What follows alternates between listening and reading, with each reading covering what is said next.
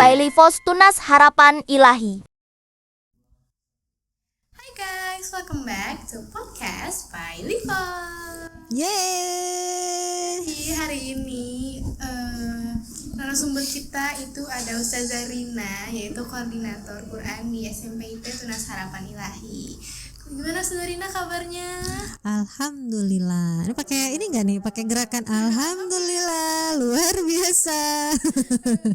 Alhamdulillah sehat, Kak. Alhamdulillah. Oke Ustazah Rina, belakangan ini ada kesibukan untuk mempersiapkan acara yang besar, kegiatan besar? Iya, ada. Alhamdulillah. Kan kita kalau di kelas 9, nah Kakak Kesha di kelas 8 ya? Nanti insya Allah kelas 9. Nah sekarang ini ada kegiatan imtihan. Tapi sebelum imtihan tuh kan ada proses-proses sebelumnya lagi ya. Ada training Quran, ada pramunakosya, kemudian munakosya. Nah selesai munakosya kita persiapan latihan buat imtihan. Imtihan itu ujian terbuka nanti di acara wisuda tahfiz gitu. Oke. Ustazah Rina kalau boleh tahu nih, mulai belajar Quran tuh dari kapan ya? Dari umur berapa gitu kalau boleh tahu? Kalau belajar Al-Quran umum sih ya, rata-rata biasanya kalau anak-anak tuh kan usia 4-5 tahun. Nah Bu Rina juga dulu sekitar 5 tahun itu udah mulai belajar Al-Quran. Dari kecil ya? Iya. Oke. Sekarang kan banyak banget ya anak-anak kecil yang udah mulai diajarin Quran juga gitu sekitar umur 4-5 tahun tadi. Cuman banyak yang setelah dewasa, setelah besar itu tuh jadi jarang baca Qurannya. Menurut Saudara Rina gimana tuh? Iya, banyak faktor sih ya. Banyak faktor. Bisa jadi saat kecil tuh kan biasanya orang tua punya punya misi atau punya keinginan gitu kan, yang pastinya anak-anaknya harus bisa baca Quran gitu. Tapi mungkin niatnya itu ya hanya sampai pada anaknya bisa baca Quran gitu. Sehingga ketika sudah selesai, sudah bisa baca Quran, habis itu selesai gitu. Enggak pada tahapan selanjutnya mungkin lebih mendalami gitu kan, sehingga ya fenomenanya ya hanya belajar Al-Quran itu sejak kecil aja, tapi tidak dirawat saat dia beranjak remaja, tidak dirawat saat dia sudah mulai kuliah mungkin ya, lebih kepada ke pengamalannya mungkin ya, seperti itu gitu. Nah itu tuh kalau misalnya diajarin Quran dari kecil itu kan rata-rata biasanya karena suruhan orang tua gitu ya, disuruh orang tua.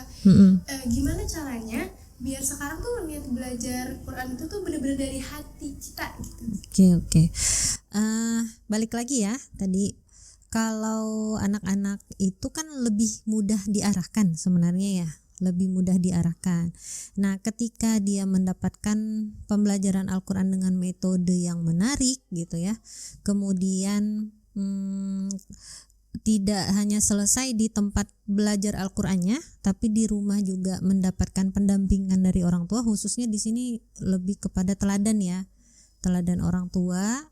Nah itu akan menjadi otomatis jadi teladan bagi anak kan, orang tuanya interaksi dengan Al-Qur'annya baik gitu. Nah ini nanti jadi kebiasaan. Kemudian ketika bagaimana mau belajar Al-Quran, berinteraksi dengan Al-Quran itu dari niatnya sendiri yang lebih kuat, itu pengaruh lingkungan juga bisa menjadi faktor ya. Dan kembali lagi, pengaruh lingkungan mempengaruhi pemahaman. Ketika sudah paham kebutuhannya dengan Al-Quran, itu insya Allah akan lebih tulus gitu kan, belajarnya tuh lebih dari dalam, bukan karena paksaan, seperti itu. Nah itu tadi kan aku sebenarnya ya kalau misalnya sudah besar gitu kan, mungkin kadang mikir udah mulai sibuk gitu tuh, terus ngerasa kayak nanti aja baca Qurannya gitu. Menurut saya ada tips paling sederhana nggak sih supaya Quran itu tetap hidup di keseharian kita? Oke.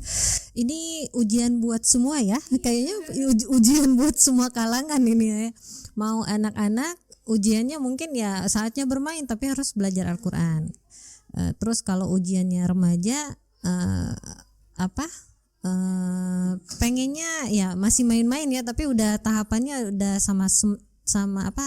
sama grupnya sendiri gitu, sama teman-temannya sendiri gitu. Tapi balik lagi, kalau orang tuanya kuat pendampingannya ke anaknya, ya itu tadi ya. Nah, tadi pertanyaan apa? Aku jadi Ini kalau misalnya udah mulai sibuk gitu, oh iya, mulai sibuk ya. aja gitu masuk gimana biar tetap hidup di keseharian kita. Oke. Bagaimana kesehariannya agar Al-Quran tuh hidup, kesehariannya dihidupkan ya dalam keseharian kita. Oke, satu, pertama balik lagi ke pemahaman ya, ke pemahamannya. Jika kita tidak paham dengan kebutuhan kita terhadap Al-Quran, itu pasti akan sulit. Kedua, lingkungan. Balik lagi ke lingkungan ya. Nah, dia tinggalnya di lingkungan yang mana?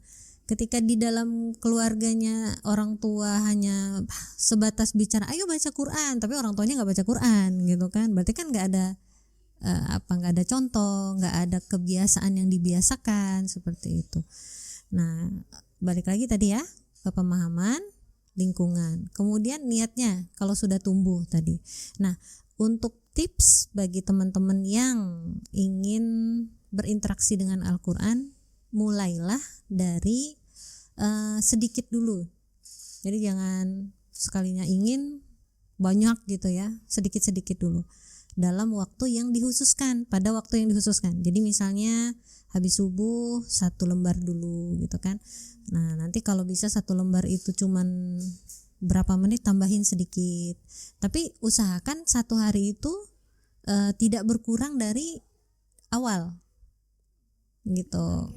Ya, jadi ditargetkan 1 hari itu harus ada minimal 1 halaman, atau ya udah paling sedikit lah ya itu ya, 1 halaman. 1 halaman biasanya berapa menit sih? Kalau lancar itu kan 3 menit lah ya, 3 menit lah. Itu pun gak nyampe biasanya ya, 2 menitan gitu ya. Itu udah sedikit banget itu ya. Nah, minimal 1 gitu, minimal 1. Karena kadang kita tuh sebagai manusia itu lebih memperhatikan jasad kita aja ya, fisik kita, wajah kita, tapi nggak kita pikirkan ruh kita. Padahal ruh kita tuh juga sedang sakit gitu. Nah, sakitnya ruh itu obatnya Al-Quran gitu. Mungkin di awal dia nggak akan ngerasain nih 1 hari baca Quran, besok hari nggak baca Quran, besoknya hari nggak baca Quran, lama-lama itu akan kering gitu. Tapi kalau udah dibiasain 1 hari baca Quran, besok baca Quran, besok baca Quran, minimal 1 halaman tadi ya, kemudian nanti alhamdulillah mudah-mudahan bertambah. Nah, itu akan ada keberkahan yang akan dia dapatkan. Mungkin dia nggak sadari, tapi dia dapat gitu. Seperti itu. Oke, terus kan banyak juga ustazah orang dewasa gitu yang malu karena baca Qurannya nggak fasih gitu. Ustazah tuh gimana? Oh iya. Tanggapan ustazah? Baik. Belajar Al-Quran itu bukan hanya waktu kecil aja gitu ya. Belajar Al-Quran itu kalau kita lihat dari hidupnya Rasulullah, bahkan sampai dengan meninggal. Nah, Rasulullah itu kan setiap tahunnya itu menyetorkan bacaannya kepada malaikat Jibril sampai dengan tahun terakhirnya Rasulullah hidup itu dalam 1 tahun sampai 2 kali. Dan di situ Rasulullah seperti mendapatkan seperti apa ya? Wah, ini kan bisa jadi ini terakhir. Nah, artinya apa? Artinya belajar itu enggak cukup selesai dari waktu kecil udah hatam Quran selesai. Ini biasa kejadiannya tuh kayak gitu tuh, fenomena kita sekarang tuh. Tapi harusnya belajar Al-Quran itu sudah bisa udah mengenal huruf, bisa membaca Al-Quran, bisa menghatamkan Al-Quran. Tambah berikutnya adalah mempelajari maknanya, mempelajari tafsirannya, seperti itu, sampai dengan tahap mengamalkannya, seperti itu. Nah, yang putus di kita itu adalah hanya sampai belajar baca Tapi tidak sampai pada mengenal makna, mengamalkannya, itu kurang ya. Bukannya tidak ada, tapi mungkin kurang. Nah, kemudian putus pembelajarannya, tidak lagi mengulang-ulang Al-Quran sampai akhirnya ketika dewasa dapat hidayah, pengen belajar Al-Quran gitu kan, pengen baca Al-Quran lagi, tapi dia udah lupa nih cara bacanya gimana, ini dengungnya kemana, ini zo dengan zo aja itu mungkin zo dengan za aja mungkin kebalik-balik gitu ya, to zo itu mungkin terbalik-balik. Nah, kuncinya balik lagi kata Rasulullah, bagi orang yang belajar Al-Quran pahalanya ada 2 ya, pahala dia bersabar, kemudian pahala dia belajar. Jadi nggak perlu takut, nggak perlu malu ketika udah dewasa tapi pengen belajar Al-Quran, nggak perlu malu karena ada pahalanya, jadi nggak akan ada ruginya. Nah terus balik lagi bahwa Al-Quran ini kan pedoman hidup ya. Jadi kalau kita tinggalkan sama sekali, siapa yang rugi? Kita sendiri kan ya, gitu. Kalau kita nggak mau mulai, mau kapan nanti mulainya? Sedangkan kita nggak tahu ya habisnya hidup kita ini kapan, kan nggak tahu. Nah, jadi daripada enggak sama sekali, nggak apa-apa terlambat. Ya kan, gimana?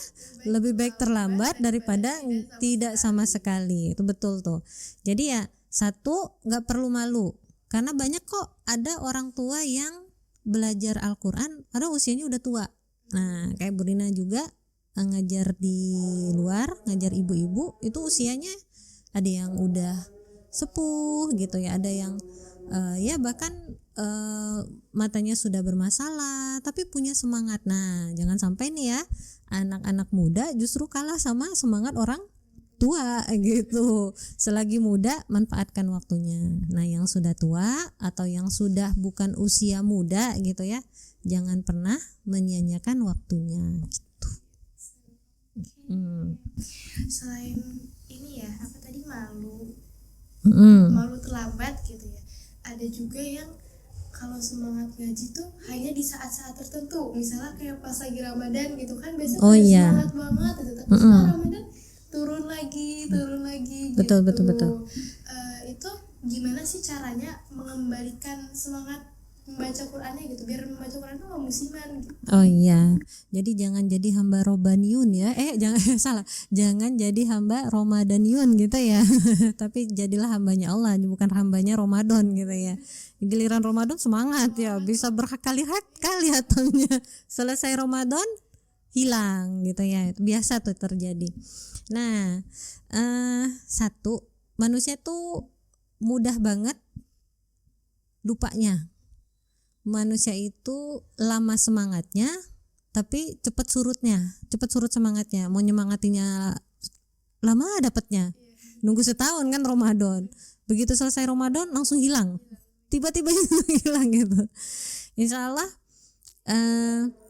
ketika dia sudah memahami kebutuhannya kepada Al-Quran, maka dia hamba yang akan berusaha untuk menjaga, walaupun pasti akan tertatih-tatih. Kenapa Bu Rina bilang tertatih-tatih?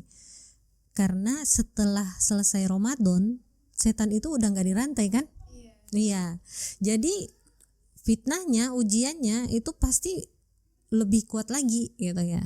Mungkin waktu Ramadan ya sebagaimana kita tahu setan-setan itu dirantai gitu kan. Nah kita hanya melawan hawa nafsu kita sendiri gitu ya. Tapi ketika keluar dari Ramadan, selain kita melawan hawa nafsu sendiri, kita ngelawan juga godaan-godaan setannya gitu kan. Sehingga yang tadi bisa ngaji berjus-jus dalam sehari, giliran di luar Ramadan bahkan setengah jus pun gak kuat gitu ya kan.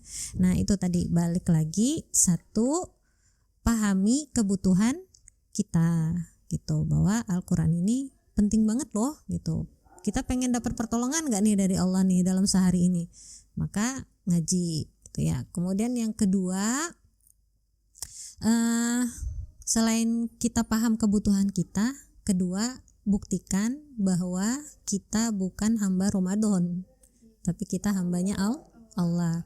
Dan ketika kita sudah tahu bahwa yang kita hadapi ini bukan cuma hawa nafsu kita, tapi juga makhluk-makhluk yang ingin menjerumuskan kita kepada apa yang tidak Allah suka, maka ketika sudah tahu, paham, lawan gitu. Jadi kalau lagi malas sholat duha, nah itu saatnya tepat untuk laksanakan sholat duha. Karena akan berasa efeknya gitu. Lagi malas ntar dulu deh, langsung kerjain gitu. Jadi ketika sudah ada bisikan ntar aja, jangan langsung lawan gitu. Jadi jangan turutin tapi berani untuk lawan. Nah kalau sudah terlatih melawan, insya Allah kuat. Tuh, kemudian yang terakhir punya target. Itu tadi ya, padahal tadi udah ya. Balik lagi target gitu. Targetkan minimal 1. Nanti kalau udah 1 halaman 1 lembar gitu kan. Udah dapat 1 lembar, nambah lagi 1 lembar gitu. Usahakan tidak kurang dari terakhir dibaca apa gitu ya. Misalnya 2 hari, 1 minggu udah bisa 1 halaman. Berarti minggu kedepannya coba dulu 1 lembar, berarti kan 2 halaman. Nah masuk pekan ketiga jangan kurang. Tapi kalau bisa pertahankan, kalau lebih mampu tambah lagi. Karena sebaik-baiknya orang adalah yang lebih baik hari ini dari hari sebelumnya. Seperti itu. Ustazah, kan tadi belajar Quran dari kecil ya, dari umur 5 tahunan.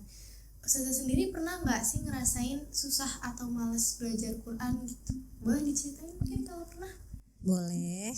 Jadi dulu belajar Al-Qur'annya itu sama, kalau bahasa Indonesia itu kakek ya. Nah, karena orang ustazah dari Melayu manggilnya dato gitu. Nah, ustazah belajar sama dato. Belajar sama dato itu malum ya, kalau orang tua zaman dulu itu kan didikan Belanda. Jadi lumayan keras gitu ya, lumayan keras. Dipaksa, tapi ya karena anak kecil ya taunya harus belajar gitu ya, udah tuh belajar, tapi paham nggak paham kayaknya ngalir doang gitu ya, ngalir sampai akhirnya mungkin karena orang tua ustazah kasihan juga dengan dato, udah tua gitu ya, akhirnya dicari ini guru ngaji. Nah balik lagi ke guru ngaji tuh ganti-ganti tuh guru ngajinya, privat kan ke rumah. Beberapa guru ngaji itu cara ngajarnya beda-beda gitu ya. Balik lagi ya, yang membuat menyenangkan belajar Al-Quran adalah ternyata metodenya harus tepat. Nah, jadi ada guru ngaji yang mungkin kurang pas, kemudian ya qadarullah akhirnya tidak lanjut. Kemudian muncullah beberapa tempat TPA. Nah, belajar tuh di TPA. Belajar di TPA itu kan pakai Iqra. Zaman dulu kan pakai Iqra ya. Pakai Iqra 1, 2, 3 bukunya yang kecil-kecil itu kan. Nah, ketika ustazah ngaji itu di Iqra 4 enggak selesai-selesai. Terus orang tuanya ustazah heran, kok enggak selesai-selesai ya di Iqra 4? Tiba-tiba ada kegiatan wisuda, tapi ustazah diikutin gitu. Mungkin tujuannya meramaikan ya, biar termotivasi. Oh saya juga pengen cepat selesai bisa Al-Quran gitu ya. Udah qadarullah, dengan persiapan kegiatan tersebut ustazah sakit, akhirnya stop, tidak di TPA lagi, belajarnya sama orang tua, balik lagi ke orang tua. Nah jujur nggak pernah khatam Al-Quran waktu kecil. Tiba-tiba sudah SMP ya, perjalanan ininya ya, perjalanan belajar Al-Qur'annya stop, kemudian dapat hidayah kuliah, pengen belajar Al-Qur'an. Jadi benar balik lagi ya, iya ini to atau zo, ini zo atau za gitu ya. Ini za benar nggak za kayak gitu. Nah dari situ mulai kan banyak tuh lembaga-lembaga tahsin Quran udah muncul tuh di tahun 2001 itu udah ada ya, udah ada lembaga-lembaga ustazah dapatkan ketemu belajar kayak belajar dari nol lagi. Nah itu kalau dihitung-hitung kan dari SD naik ke SMP, berhenti SMA, stop kuliah, baru tuh belajar Al-Quran lagi, artinya sekitar 6-7 tahun kosong, tidak ada interaksi dengan Al-Quran gitu ya. Udah kuliah, belajar Al-Quran, di situ lebih mengenal lagi. Jadi Allah selalu punya cara untuk mengembalikan hambanya atau mengajarkan hambanya gitu ya. Alhamdulillah diberi hidayah, belajar Al-Quran sampai sekarang. Jadi ujiannya, masalahnya waktu itu adalah satu, metode yang kurang menarik atau kurang tepat ya. Tapi alhamdulillah ustazah tetap bersyukur, setidaknya guru-guru ustazah termasuk Ladatul Ustazah itu juga memberikan peran ya, mengenalkan huruf hijaiyah itu kepada ustazah. Cuman memang belum waktunya aja, belum bisa baca Al-Quran. Jadi kalau di zaman ustazah itu kalau anak-anak yang udah selesai baca Al-Quran khotam itu dibuatin acara kayak nikahan. Jadi kayak acara nikahan gitu. Jadi kayak biasanya kan sunat gitu ya, biasa sunat bikinin acara. Kalau ini enggak, kalau di sana itu dibuatkan acara mirip khataman mirip nikahan. Jadi ngundang ya ratusan gitu kan, kayak mana yang ini ya, mungkin untuk mengapresiasi ya.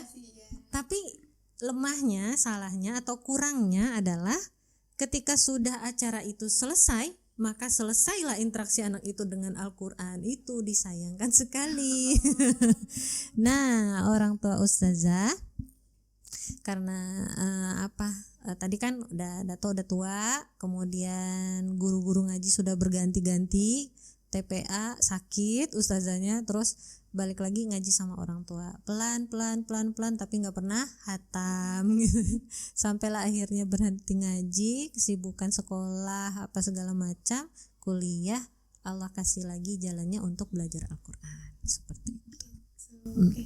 Tadi kan ada sempat ini ya membahas diajarin sama orang tua, diajarin sama kakek tadi ya, yang kata Ustazah metodenya mungkin bisa bilang keras gitu ya. Iya. Nah itu kira-kira berpengaruh baik atau ada sisi kurangnya juga? Yang pertama udah pasti baik untuk ustazah, jadi terbentuk kedisiplinan ya. Jadi kalau udah masuk waktunya ngaji, itu kita sudah harus rapi, sudah harus bersih, sudah harus duduk yang nyaman lah ya, duduk yang rapi untuk menuju ke kamar kakek, kamar dato ya, kamar dato. Kamar rumah dato ustazah tuh 2 lantai. Jadi lantai kedua itu kita belajar di situ. Dari belajar ngaji, belajar sholat. Jadi ustazah melakukan gerakannya, dato ustazah tuh sambil ngapain, bacaan sholat. Nah itu terus gitu, terekam gitu kan, terekam. Kemudian ya sekali 2 dato marah itu ya karena ada yang tidak benar kami lakukan, misalnya nggak bisa di situ lagi gitu kan ya, kayak seperti itu kayak gitu. Atau ketika termasuklah pendidikan agama itu, ustazah rasakan dari dato ustazah adalah dato tidak suka lihat cucunya pakai celana pendek sama baju kelek. Jadi kalau udah pakai baju lekbong ya bahasa kita ya, lekbong, celana pendek, udah tuh matanya melotot gitu. Akhirnya kita buru-buru pakai baju yang rapi, pakai baju panjang ya kayak gitu. Alhamdulillah itu berkesan sampai besar. Jadinya kita tahu, mungkin itu tadi ya cara menyampaikannya aja yang kurang gitu ya, kurang pas, tapi maksudnya udah betul gitu, maksudnya benar gitu, tapi cara menegurkan atau cara menyampaikan mana yang seharusnya bagaimana itu yang tidak kita dapatkan seperti waktu sekarang gitu ya, kayak gitu. Sekarang ya Ustazah itu kan banyak banget aplikasi Quran di handphone. Ustazah pakai juga nggak? Pakai. Gitu. Nah menurut Ustazah itu apakah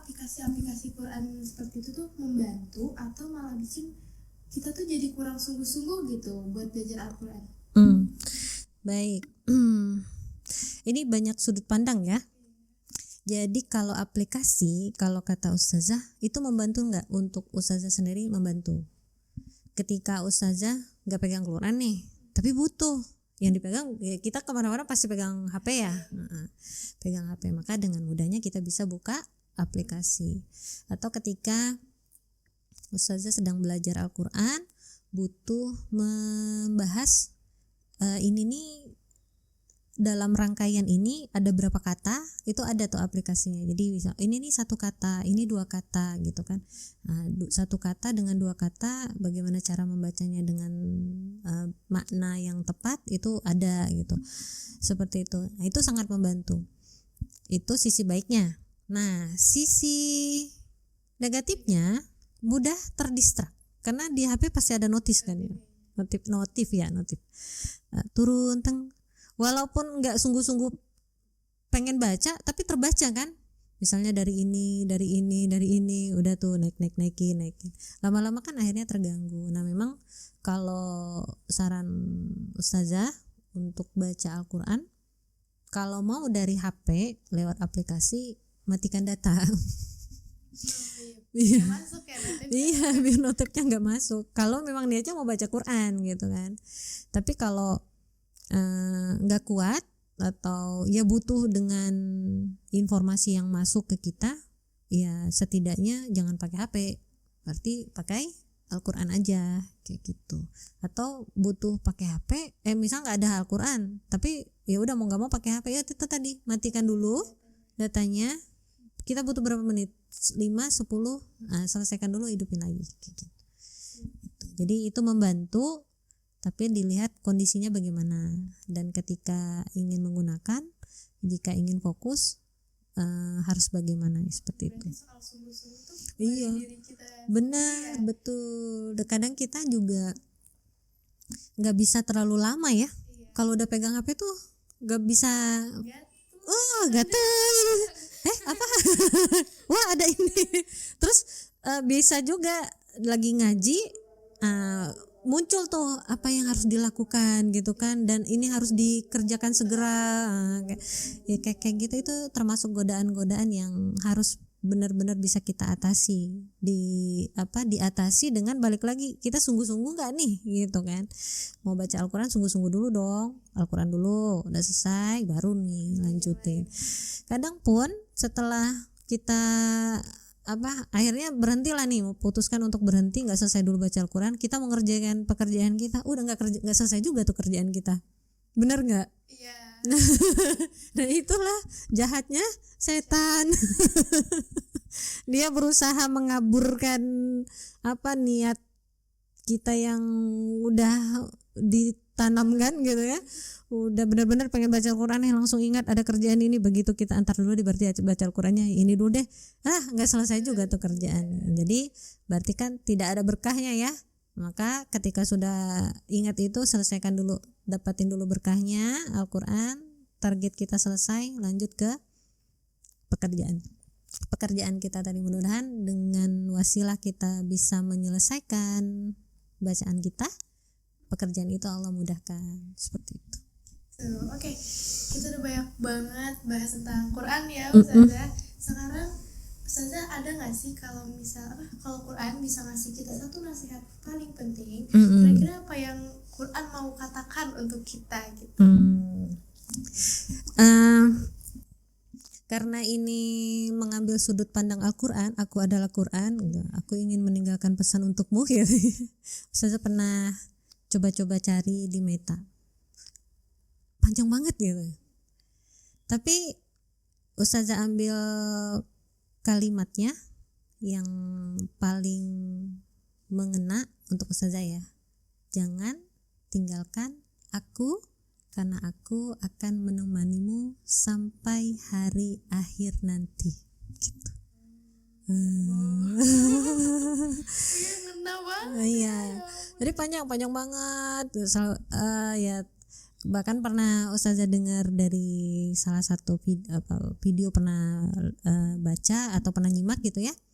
Al-Quran itu kalau diperas cuman satu kata, bertakwa katanya kayak gitu. Terus dia jelasin bla bla bla bla. Untuk jadi orang bertakwa itu butuh 3 gitu kan. 1, jangan pelit, kedua jangan jangan marah, jangan mudah marah, ketiga jadilah orang yang mudah memaafkan. Oke gitu kan. Nah, terus saya cari lagi, kalau aku adalah Al-Qur'an, yang mengena bagi ustazah adalah dari seluruh kalimat yang dijabarkan oleh Al-Quran adalah jangan tinggalkan aku karena aku akan menemanimu sepanjang hidupmu, kemudian sepanjang masa penantianmu, berarti di alam kubur ya, sampai dengan hari akhir nanti, kayak gitu. Luar biasa.